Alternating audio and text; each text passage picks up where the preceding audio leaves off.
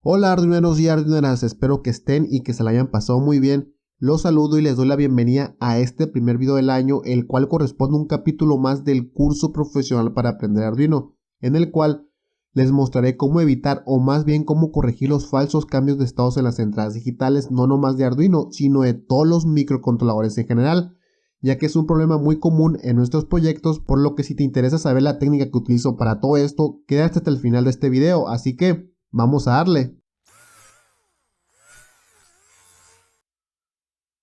Todos en alguna ocasión hemos tenido problemas con los falsos cambios de estados en las entradas digitales de los microcontroladores, es decir, los cambios de low que es 0 a high que es 1 y viceversa, lo cual nos causa bastante problemas en nuestros proyectos, ya sea para la interpretación de datos de un sensor, pero sobre todo si estas inputs están condicionadas mediante software, que normalmente así es para controlar un actuador, lo cual nos genera poca estabilidad del sistema, por lo que nos puede echar a perder la aplicación. Esto es un problema muy común, ya que este ruido que nos genera ese comportamiento en las entradas digitales es producido por el mismo circuito electrónico en el que estamos trabajando,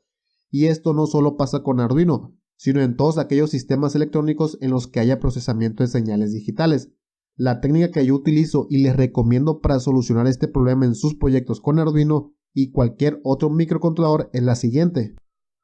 Seguramente alguna vez han escuchado o leído el término resistencia pull-up y pull-down, y si no es así no importa, porque aquí te explicaré qué son y cómo funcionan, además de cómo utilizarlas con el Arduino para solucionar la problemática que ya les vengo mencionando. Lo primero que tienen que saber es que no son resistencias especiales o diferentes, son las típicas resistencias que usamos en nuestros circuitos, solo que con una cierta configuración al momento de implementarlas, y dependiendo de esta es que será una resistencia pull-up o pull-down.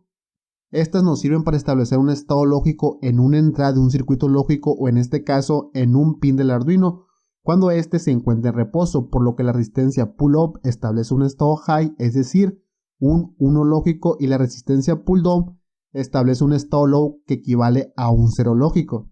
para así evitar falsos cambios de estados en las entradas digitales del Arduino. Ya depende de la aplicación y de la lógica que queramos implementar para elegir alguna de estas dos configuraciones.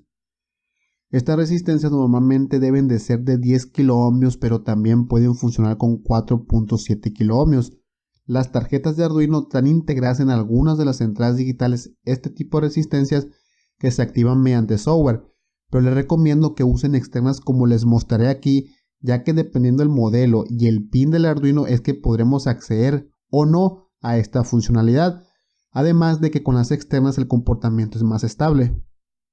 Bien, para que les quede más claro todo esto, primero explicaré de manera detallada cada una de estas configuraciones de resistencias y después haré ejemplos con el Arduino aplicando estas técnicas. Entonces, esta es la configuración de una resistencia pull-up, que como les mencioné, cuando el circuito está en reposo, es decir, cuando no hay ninguna señal de parte de un sensor e incluso de un pulsador, la caída de tensión, o en este caso el estado lógico que se mantendrá en la entrada digital del Arduino, será de 5 voltios. Por lo que tendremos un estado high que equivale a un 1 lógico, pero por lo contrario, si sí tenemos una señal digital, en este caso de GND, de parte de cualquiera de los componentes que les mencioné, la caída de tensión será de 0 voltios, es decir, tendremos un estado low que equivale a un 0 lógico, y es así como funciona esta configuración. Así que ahora veamos la siguiente. Esta otra es la configuración de una resistencia pull-down. En estas, cuando el circuito esté en reposo, vuelvo a repetir, ¿qué quiero decir con esto? Pues que cuando no hay ninguna señal, ya sea de algún sensor, pulsador o cualquier otro transductor que estemos midiendo, la caída de tensión será de 0 voltios, por lo que tendremos un estado low que equivale a un 0 lógico, lo contrario a la anterior configuración. Y en este caso, cuando ya hay una señal digital del transductor, que normalmente es de VCC o el equivalente al voltaje de operación en las entradas digitales de los microcontroladores,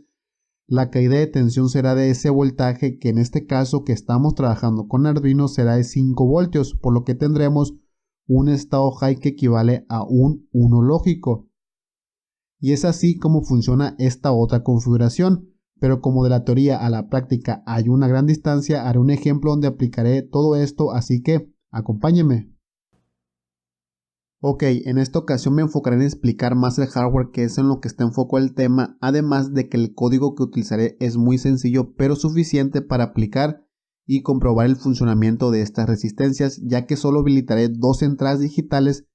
y mostraré sus estados mediante el monitor serial. Entonces, sobre la protoboard está el circuito donde este es el Arduino Pro Mini. Esta es la resistencia pull-up que, como pueden ver, está conectada a VCC o a los 5 voltios,